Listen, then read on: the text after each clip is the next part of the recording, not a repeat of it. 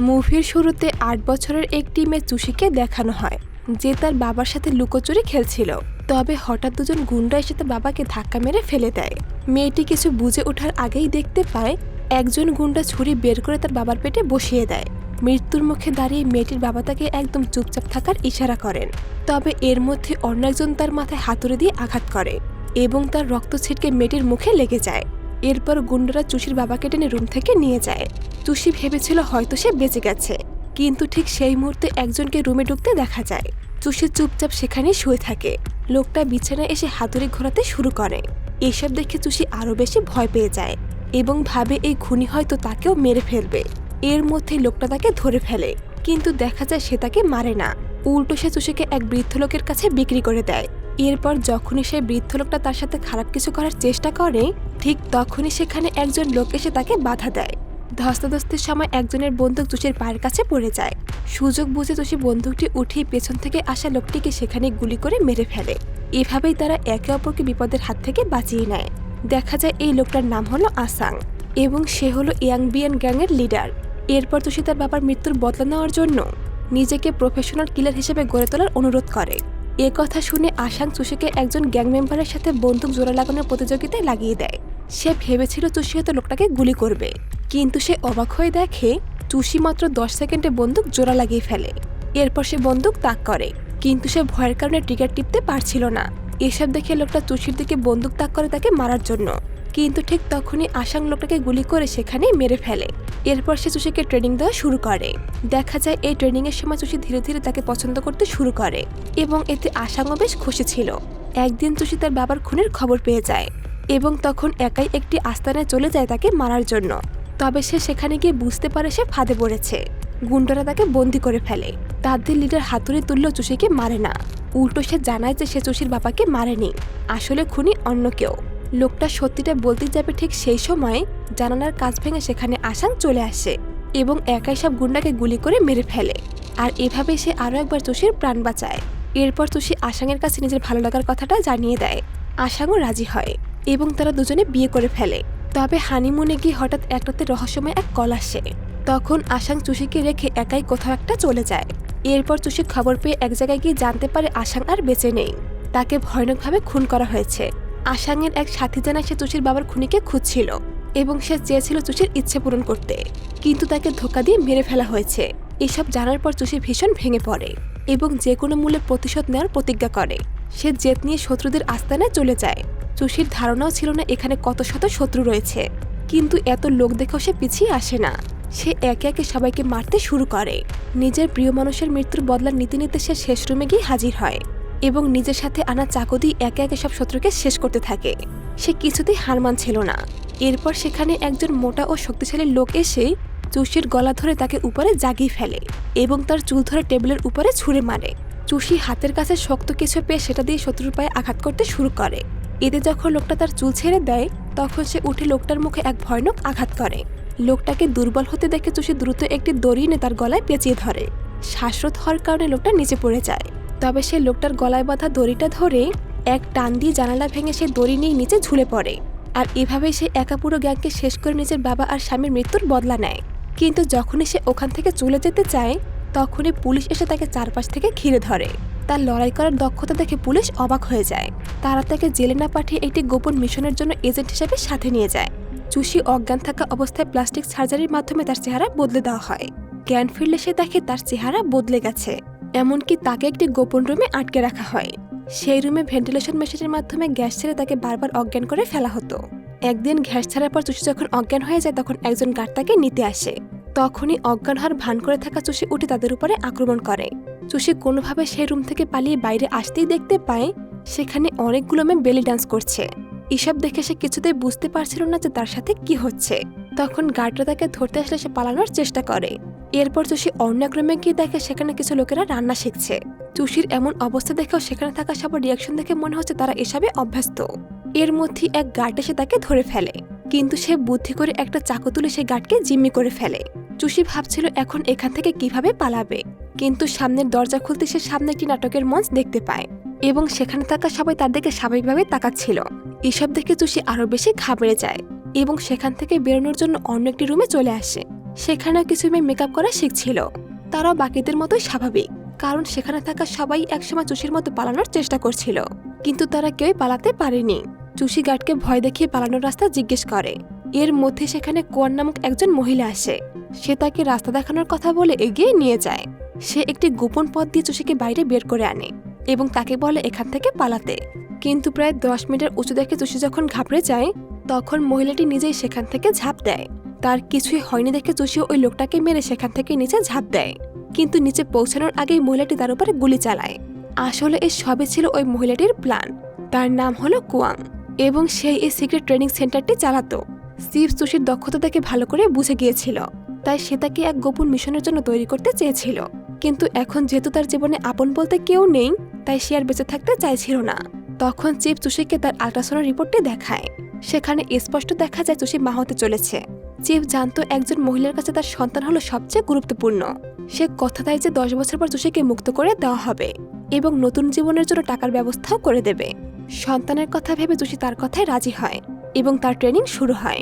কিন্তু সে পড়াশোনা করতে গেলে তার ঘুম চলে আসতো, তাই টিচার হওয়া তার পক্ষে সম্ভব নয়। এছাড়া সে রান্না বা খাবার বানানো এর কোনোটাই ঠিকমতো পারত না। মার্শাল আর্টে দক্ষ হলে অন্য কোনো কাজে সে ততটা ভালো ছিল না। এর জন্য চিফ তাকে কথা শোনাতো। এর মধ্যে সেখানে চাকু হাতে একজন মহিলা এসে বাইরে যাওয়ার রাস্তা জিজ্ঞেস করে।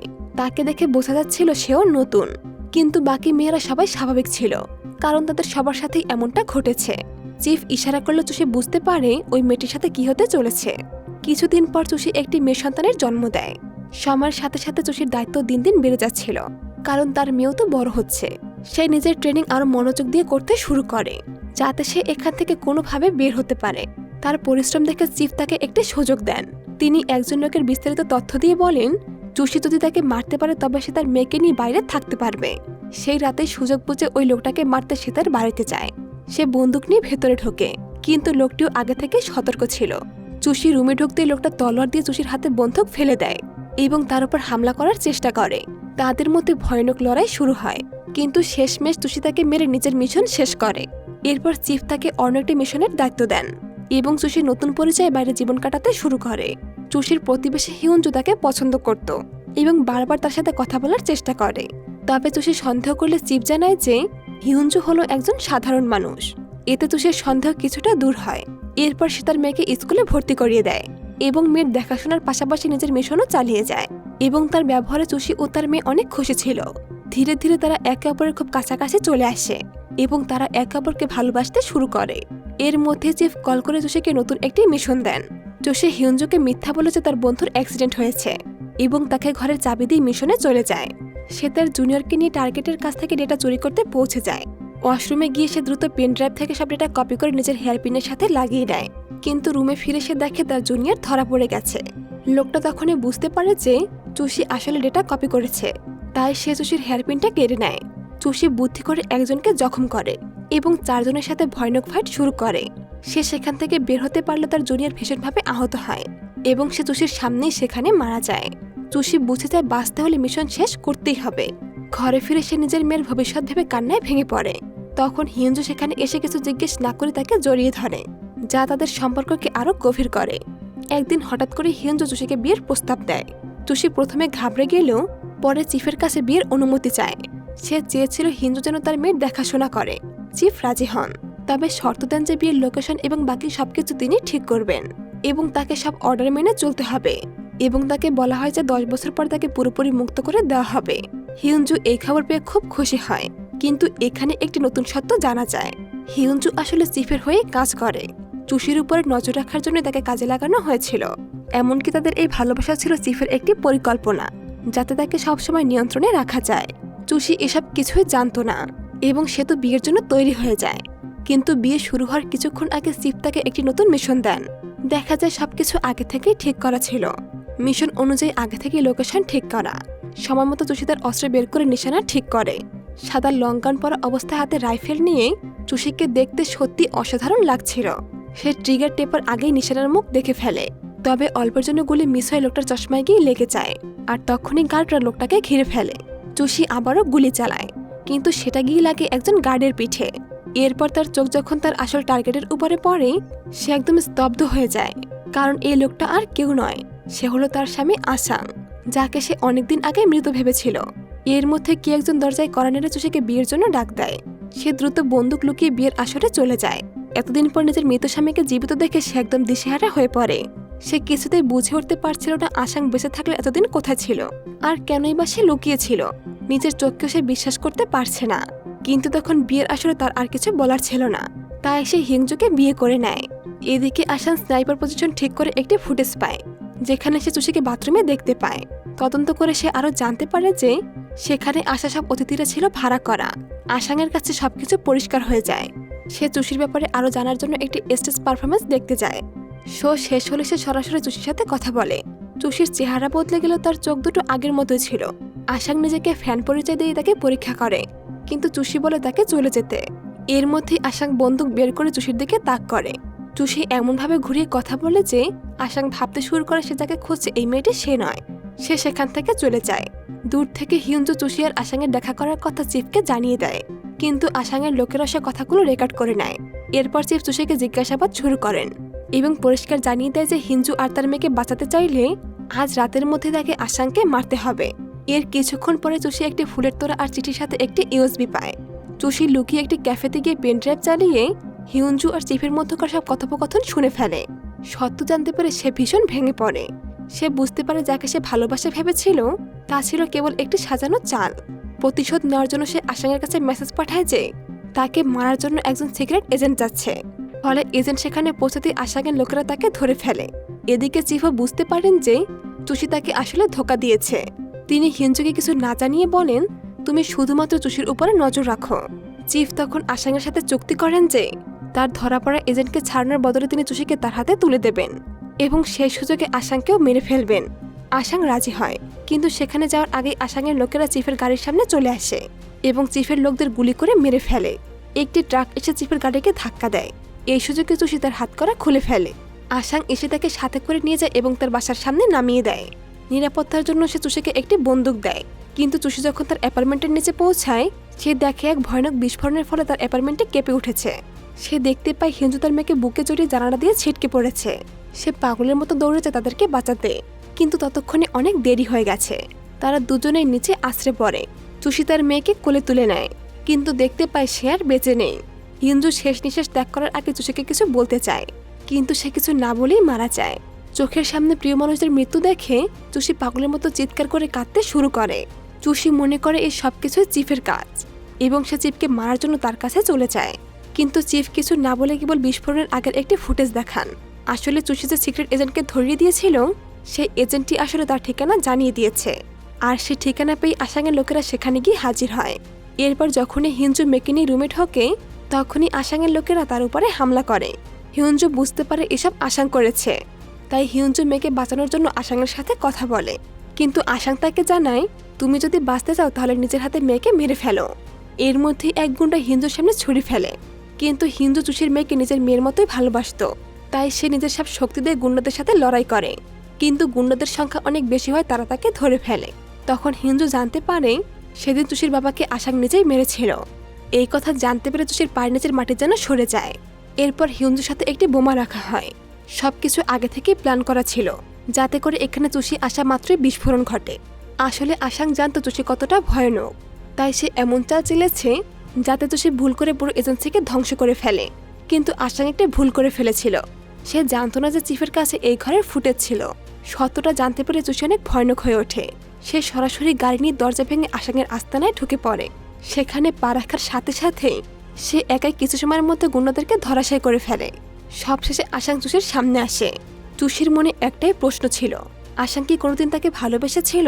তখন আশাং তার ভুল ভেঙে দেয়। সে জানে প্রথম থেকে সে যা করেছে সবকিছু তার নিজের উদ্দেশ্য পূরণের জন্য করেছে। সে সবসময় চেয়েছিল চুষিকে তার ভয়ানক হাতিয়ার বানাতে, কিন্তু ভাগ্য সবকিছু উল্টাপাল্টা করে দিয়েছে। আশাংয়ের মুখে এসব শুনতে পেরে চুষির মনে আর কোনো মায়াই অবশিষ্ট থাকে না। সে হাত থেকে বন্দুক ফেলে দুই হাতে ছুরি নিয়ে আশাংয়ের সাথে লড়াই শুরু করে। আজ সে আশাংয়ের শেখানো সব চাল তার উপরে প্রয়োগ করছিল। দুজনে ছিল টপ লেভেলের ফাইটার। লড়াই করতে করতে তারা ঘর থেকে রাস্তায় চলে আসে। সেখানে আশাংয়ের আরও লোক হাজির হয়। তারা আশাংকে বাঁচানোর জন্য একটি বাস হাইজ্যাক করে। চুষি এদেরকে ধরার জন্য তাদের পিছু নেয়, কিন্তু দুর্ভাগ্যবশত একটি কার এসে চুষিকে ধাক্কা মারে। এই সুযোগে আশাং চুষির উপর দিয়ে বাস চালিয়ে দেওয়ার অর্ডার দেয়। বাসটি দ্রুত বেগে চুষির দিকে এগিয়ে আসলেও শেষ মুহূর্তে সে কোনোভাবে সরে আসে। চুষি দমে যাওয়ার মতো মানুষ ছিল না। সে সাথে সাথে উঠে দাঁড়ায় এবং হাতুড়ি দিয়ে গাড়ির কাঁচ ভেঙে ফেলে। এরপর গাড়ির এক্সিলেটরে একটি বোতল চাপা দিয়ে স্টিয়ারিং ধরে বাসের পিছু নেয়। গাড়িটি বাসের কাছে আসতে সে ঝাঁপ দিয়ে বাসে উঠে পড়ে এবং জানালা ভেঙে ভেতরে ঢুকে পড়ে। বাসের ভেতরে আসাংয়ের গুন্ডারা তাকে ঘিরে ধরলেও চুষি এক নিমেষে সবাইকে শেষ করে ফেলে। এরপর আসাং বাধ্য হয়ে আসে চুষির সাথে লড়াই করতে। লড়াইয়ের এক পর্যায়ে আসাং দুর্বল হয়ে পড়লেও সে তার বাকি গুন্ডাদেরকে ডাক দেয় এবং চুষির পেছন থেকে আঘাত করে। তবে এত কিছুর পরও সে থেমে থাকে না। চুষি বাস ড্রাইভারের হাতে আঘাত করে ফলে বাস নিয়ন্ত্রণ হারিয়ে উল্টে যায়। আহত আসাংয়ের আর পালানোর কোনো পথই ছিল না। চুষি হাতে কুড়াল তুলে নিলেও প্রথমে আসাংকে মারতে পারছিল না, কিন্তু তখনই আসাং মুচকি হাসি দিয়ে সে একইভাবে শীষ বাজাতে শুরু করে যেটা সে চুষির বাবাকে মারার সময় বাজিয়েছিল। সে সুর চুষি আজ পর্যন্ত ভোলেনি। এতে চুষির ভেতরে জমে থাকা সব রাগ বেরিয়ে আসে এবং সে এক কোপে আসাংয়ের ঘাট থেকে মাথাটা আলাদা করে ফেলে। এভাবেই আসাংয়ের অধ্যায় শেষ হয় এবং মুভিটি এখানেই শেষ হয়ে যায়। তো বন্ধুরা, কেমন লাগলো আজকের এই মুভিটি তা কমেন্ট করে জানিয়ে যাবেন। আর কোন ধরনের মুভির এক্সপ্লেনেশন দেখতে চান তা কমেন্ট করে জানাতে পারেন। আমি সেই অনুযায়ী ভিডিও বানানোর চেষ্টা করব। ফিরে আসবো নতুন কোনো ভিডিও নিয়ে। ততক্ষণ ভালো থাকবেন, সুস্থ থাকবেন। খোদা হাফেজ।